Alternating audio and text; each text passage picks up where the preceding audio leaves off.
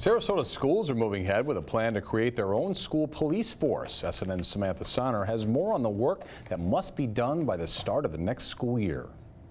Sarasota schools are hiring.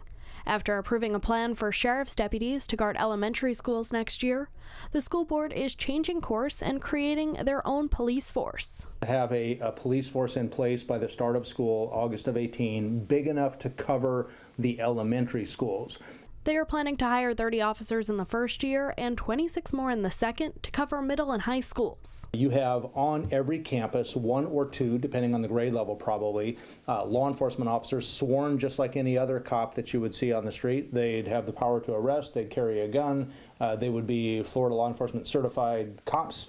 Chief Operating Officer Scott Lempe says the officers' first priority will be student safety, but they would also help shape students' education. We would work with them to be more traditional school resource officer, which talks about building relationships with kids and parents and more than just being an armed presence on the campus. Lempe says the school district plans to keep a good working relationship with local law enforcement and is looking for community implementation of the new program with things like joint training sessions. A SWAT team, for example, is going to show up. You don't want that to be the first time that they've been on your campus. And so I would hope that we'd build continue to build a strong collaborative relationship with all local law enforcement so that those kinds of things are pre-thought and pre-practiced and pre-trained.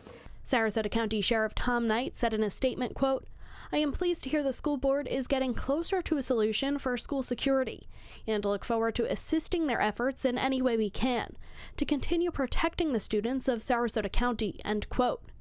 The police force will cost a total of $3.1 million over the first 2 years. Financially, we think it'll be a better deal to the taxpayer to have an in-house police force, but that's only part of the reason, part of the equation. This will still mean budget cuts for the district, but board members say cuts shouldn't affect student learning. Reporting in Sarasota, I'm Samantha Sonner, SNN, the Suncoast News Network. School board is planning to approve job descriptions for the lieutenant who will run day-to-day operations at that May 1st meeting and hiring someone by the end of June so they can help put the new force into place.